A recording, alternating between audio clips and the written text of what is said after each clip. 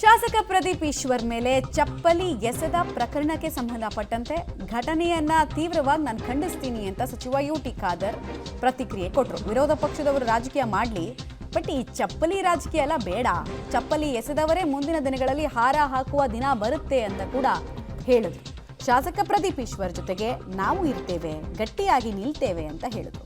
ಇಂತಹ ದ್ವೇಷದ ಅಸೂಯೆಯ ರಾಜಕೀಯವನ್ನ ನಾವು ಒಪ್ಪೋದಕ್ಕಾಗಲ್ಲ, ಇದಕ್ಕೆ ಸೂಕ್ತವಾದ ಉತ್ತರವನ್ನು ರಾಜ್ಯದ ಜನ ಕೊಡ್ತಾರೆ ಅಂತ ಕೂಡ ತಿಳಿಸಿದರು. ನಾನು ಬಹುಶಃ ಇದನ್ನು ತೀವ್ರ ಖಂಡಿಸ್ತೇನೆ.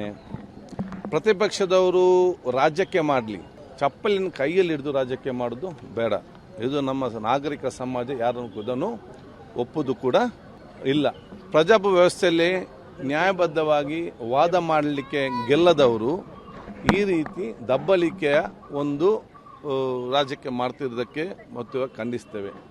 ಪ್ರದೀಪ್ ಈಶ್ವರ್ ಅವರಿಗೆ ಯಾರು ಇವತ್ತು ಚಪ್ಪಲಿ ಎಸಲಿಕ್ಕೆ ಪ್ರಯತ್ನ ಪಟ್ರ, ಮುಂದಿನ ದಿನಗಳಲ್ಲಿ ಅವರೇ ಬಂದು ಮಾಲಾರ್ಪಣೆ ಮಾಡಿ ಅವರನ್ನು ಬಹುಶಃ ಇವತ್ತು ಗೌರವಿಸುವಂಥ ಮತ್ತು ಸನ್ಮಾನ ಮಾಡುವ ಕಾಲಘಟ್ಟವು ಕೂಡ ಇವತ್ತು ಪ್ರದೀಪ್ ಈಶ್ವರ್ಗೆ ಬರ್ತದೆ. ಕಾಂಗ್ರೆಸ್ ಪಕ್ಷ ಎಲ್ಲರೂ ಕೂಡ ಅವರ ಜೊತೆ ನಿಂತು ಅವರಿಗೆ ಬೇಕಾಗುವಂಥ ಎಲ್ಲ ಪ್ರೋತ್ಸಾಹ ಮತ್ತು ಅವರಿಗೆ ಬೇಕಾದಂಥ ಎಲ್ಲ ಸ್ಥಾನಗಳು ಕಾಂಗ್ರೆಸ್ ಪಕ್ಷ